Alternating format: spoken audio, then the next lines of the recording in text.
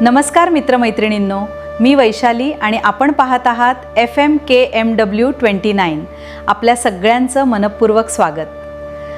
महाराष्ट्राची Marilyn Monroe Padma Chavan. Marathi चित्रपटसृष्टीच्या इतिहासात अनेक अभिनेत्री आल्या, अनेकांनी यश मिळवलं, पण काहींची ओळख ही केवळ त्यांच्या अभिनयामुळे नव्हे तर त्यांच्या संपूर्ण व्यक्तिमत्वामुळे झाली. त्या पडद्यावर दिसल्या की प्रसंग उजळून निघायचा, त्या हसल्या की प्रेक्षक मोहित व्हायचे आणि त्या एखादी भूमिका साकारायच्या तर ती भूमिका अजरामर व्हायची.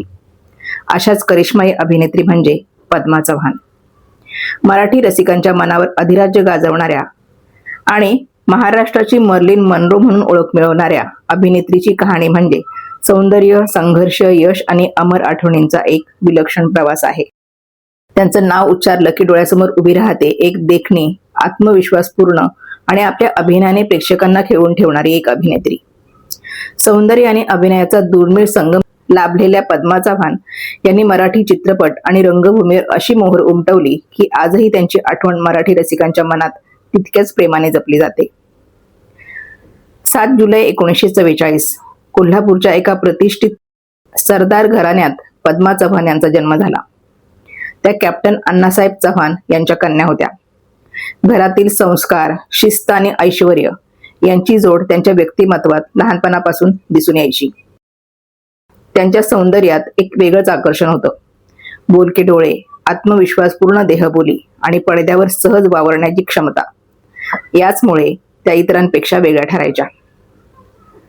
वयाच्या अवघ्या 15व्या वर्षी त्यांनी ज्येष्ठ दिग्दर्शक भालजी पेंढारकर यांच्या आकाशगंगा या चित्रपटातून रुपेरी पडद्यावर पदार्पण केलं. एवढ्या कमी वयात अभिनय क्षेत्रात पाऊल ठेवणाऱ्या या तरुणीने पुढे मराठी चित्रपटसृष्टीत स्वतःचं वेगळं स्थान निर्माण केलं. पद्मा चव्हाण यांच्या व्यक्तिमत्वाने आणि सौंदर्याने अनेकांना भुरळ घातली होती. प्रख्यात साहित्यिक, पत्रकार आणि नाटककार आचार्य प्रल्हाद केशवात्रे यांनी त्यांना महाराष्ट्राची मर्लिन मनरो आणि सौंदर्याचा ॲटम बॉम्ब अशी बिरुदे बहाल केली होती. ही बिरुदे केवळ त्यांच्या सौंदर्यासाठी नव्हती बरं का, तर त्यामागे त्यांचा आत्मविश्वास, पडद्यावरील प्रभावी उपस्थिती आणि प्रेक्षकांना आकर्षित करण्याची विलक्षण क्षमता दडलेली होती. त्या काळात महिलांसाठी ठराविक चौकटी होत्या, परंतु पद्मा चव्हाण यांनी त्या चौकटी मोडल्या आणि स्वतःची स्वतंत्र ओळख निर्माण केली. पद्मा चव्हाण यांनी आपल्या कारकिर्दीत जवळपास 28 मराठी चित्रपटांमध्ये भूमिका साकारल्या. त्यामध्ये आकाशगंगा, अवघाची संसार, ज्योतिबाचा नवस, संगत जडली तुझी नि माझी, बोट लावीन तिथे गुदगुल्या आणि लाखात अशी देखणी यासारख्या चित्रपटांमध्ये त्यांनी आपल्या अभिनयाची छाप सोडली. नवऱ्याची धमाल बायकोची कमाल, माझी बायको माझी मेहुणी आणि लग्नाची बेडी यासारख्या चित्रपटातील त्यांच्या भूमिका लक्षवेधी ठरल्या. प्रत्येक भूमिकेत त्यांनी वेगळेपणा जपला होता. त्यामुळे त्यांचं पात्र केवळ पडद्यावर मर्यादित न राहता प्रेक्षकांच्या स्मरणात कायम कोरलं गेलं.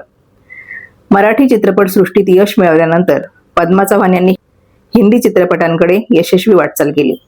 आदमी, बिन बादल बरसात आणि काश्मीर की कली या चित्रपटांमध्ये त्यांनी भूमिका साकारल्या. त्या काळातील आघाडीचे कलाकार शम्मी कपूर, शर्मिला टागोर आणि प्राण यांच्यासोबत पडदा शेअर करण्याची संधी त्यांना मिळाली आणि हिंदी चित्रपटसृष्टीतही त्यांनी आपली वेगळी ओळख निर्माण केली. मराठी अभिनेत्रींच्या कर्तृत्वाचा ठसा राष्ट्रीय पातळीवर उमटवला. अभिनयातील त्यांच्या योगदानाची दखल महाराष्ट्र शासनाने घेतली. या सुखांनो या आणि आराम हराम आहे यासारख्या चित्रपटातील त्यांच्या उत्कृष्ट अभिनयासाठी त्यांना महाराष्ट्र शासनाचे पुरस्कार प्राप्त झाले. हे पुरस्कार त्यांच्या प्रतिभेची अधिकृत पावती होते. पद्मा चव्हाण यांचं एक वैशिष्ट्य म्हणजे त्यांचा स्पष्ट वक्तेपणा आणि बिनधास्त स्वभाव. पडद्यावर जशाच्या धाडशी भूमिका साकारायच्या तशाच त्या खऱ्या आयुष्यातही होत्या. त्यांनी नेहमी स्वतःच्या अटींवर आयुष्य जगलं. त्यांच्या व्यक्तिमत्वात एक वेगळी ताकद होती जी त्यांना इतर अभिनेत्रींपेक्षा वेगळी ठरवत होती. 12 डिसेंबर 1996 मराठी चित्रपटसृष्टीचा हा अत्यंत दुःखद दिवस.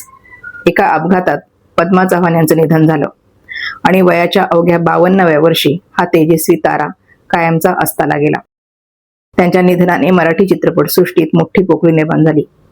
अनेक चाहत्यांना आणि सहकाऱ्यांना हा धक्का पचवणं कठीण झालं होतं. काही कलाकार काळाच्या पडद्या आड जातात, पण त्यांचं कार्य त्यांना अमरत्व देऊन जातं. पद्मा चव्हाण यांच्या बाबतीतही हेच घडलं. आज त्या आपल्यात नसल्या तरी त्यांचे चित्रपट, त्यांची शैली त्यांचा आत्मविश्वास आणि त्यांचे व्यक्तिमत्व मराठी रसिकांच्या स्मृतीत कायम जिवंत आहे. त्यांनी साकारलेल्या भूमिका आजही जुन्या चित्रपट प्रेमींना मोहून टाकतात आणि नव्या पिढीला मराठी चित्रपटसृष्टीच्या सुवर्ण काळाची ओळख करून देतात.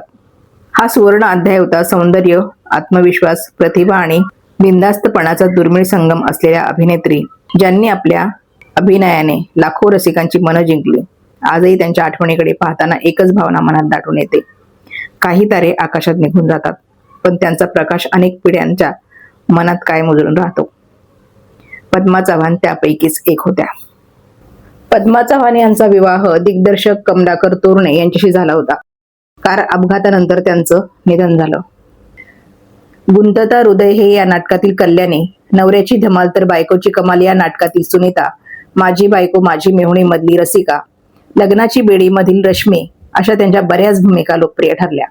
या भूमिकांमुळे प्रेक्षकांनी त्यांना अक्षरशः डोक्यावर घेतलं होतं. अभिनयाची घोडदौड सुरू होती आणि त्यातच 1966 साली दिग्दर्शक कमलाकर तोरणे यांच्यासोबत पद्मा यांचं लग्न झालं.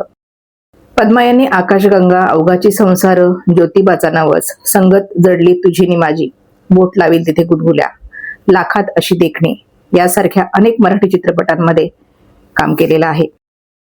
अशा या धडाकेबाज अभिनेत्रीला भावपूर्ण श्रद्धांजली. व्हिडिओ आवडला असेल तर व्हिडिओला लाईक करा, आपल्या प्रतिक्रिया कमेंटमध्ये नक्की लिहा आणि अशाच हृदयस्पर्शी कथा पाहण्यासाठी चॅनलला सबस्क्राईब करायला विसरू नका. तुम्हाला आणखी कोणत्या कलाकाराबद्दल जाणून घ्यायला आवडेल तेही आम्हाला नक्की सांगा. पुन्हा भेटू एका नव्या व्यक्तिमत्वाच्या प्रेरणादायी प्रवासासह. धन्यवाद.